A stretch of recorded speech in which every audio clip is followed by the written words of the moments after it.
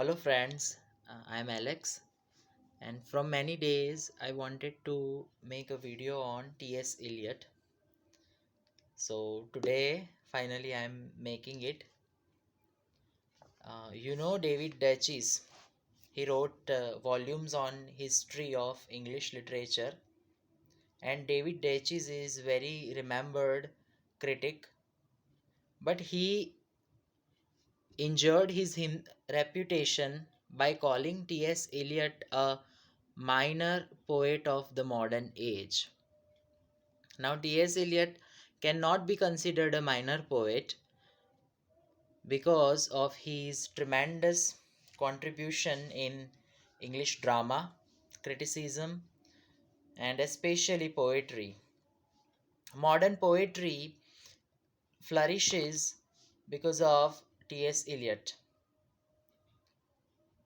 T.S. Eliot wrote dramas such as Murder in Cathedral, The Cocktail Party, and The Family Reunion.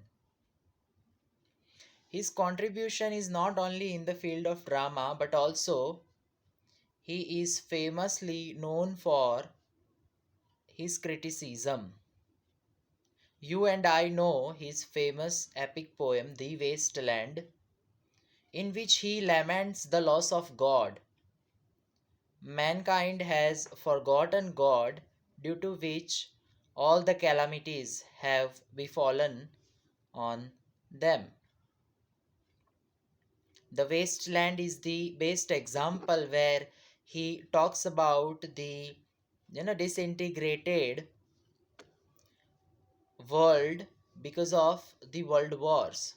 The first world war, which happened in 1914 to 1918, and the second one from 1939 to 1945, the very modern period. T.S. Eliot wants the status of God to be back as it was earlier.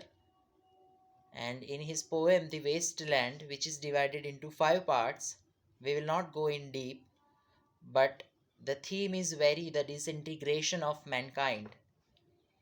It is very similar to Paradise Lost, the theme. Now, let us discuss in brief about his criticism. We must remember T.S. Eliot for his tremendous contribution in criticism, and he wrote one essay, Metaphysical Poets. It was T.S. Eliot who immortalized the value of the poets of the 17th century, like John Donne, Andrew Marvell, etc. Dr. Samuel Johnson also talked about the metaphysical poets, but he talked in derogatory way. He said that metaphysical poetry is most heterogeneous ideas fused together with use of violence. But T.S. Eliot resisted by saying that the Elizabethan poets also did the same. They also fused the violent ideas, right? Therefore, you cannot consider metaphysical poets uh, useless or full of violence or not proper. According to T.S. Eliot, there were three major characteristics of the metaphysical poetry. First, they used the great elaboration in simile in the highest possible extent. Number two, there was the rapid development of thought in the metaphysical poetry. And the third, there was a sudden contrast in metaphysical poetry. For example, in one poem, there is a word like bracelet and bones. Now, they have nothing relatable with one another. So, T.S. Eliot commented that metaphysical poets were great and mature.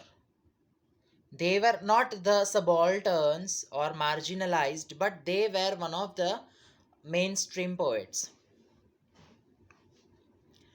Another essay of T.S. Eliot is Tradition and the Individual Talent, where he talks about the impersonality of poetry. Now, if William Wordsworth was there, they must have fought with one another, because Wordsworth was of the opinion that poetry is a spontaneous overflow of powerful feelings recollected in tranquility, whereas T.S. Eliot says that poetry is an escape from personality. There is nothing personal. There should not be anything personal in poetry, and the poet has to take care of that. So he talks about the chemical reaction while comparing it with the poetry, the making of the poetry, like that. He gives the concept of tradition also in the first part.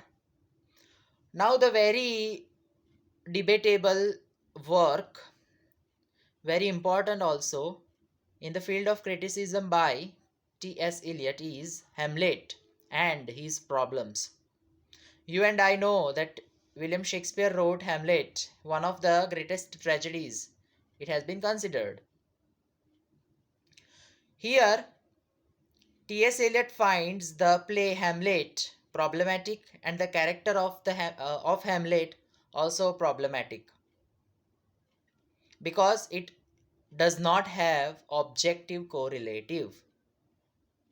Now, objective correlative is a theory or a terminology used by T.S. Eliot here.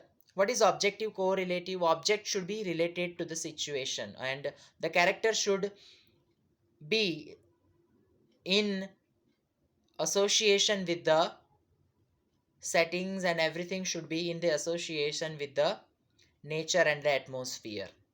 Now, there is nothing like these in Hamlet according to T.S. Eliot, because of which it cannot be considered a great work of art according to Eliot. Now, you and I may wonder why T.S. Eliot is thinking like this. We praise Eliot because of his work, Metaphysical Poets. He immortalizes the metaphysical poets. He praises them, and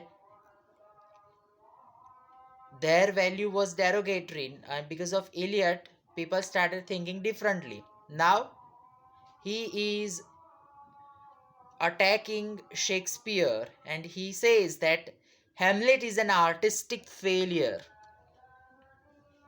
How can you be so confident by saying that? Shakespeare is a un, unreachable writer.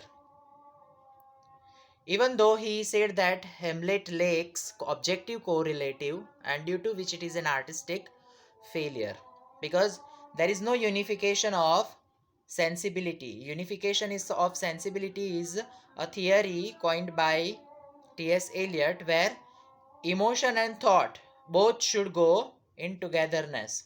They both should go simultaneously, but here nothing is like that.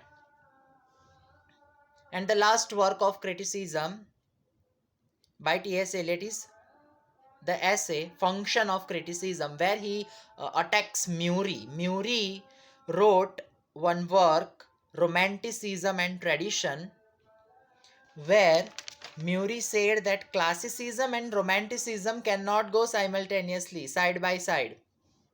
But T.S. Eliot said that England followed classicism and French people also followed romanticism, though French were the classicists, and England, you know from the very beginning had romanticism. If you see in the Middle Ages, Beowulf and other old literature. But T.S. Eliot says that it is not like that.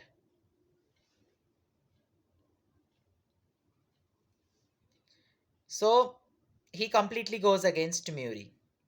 Now he also makes fun of Matthew Arnold. Matthew Arnold, a Victorian cultural critic. Matthew Arnold says that critical and creativity are different,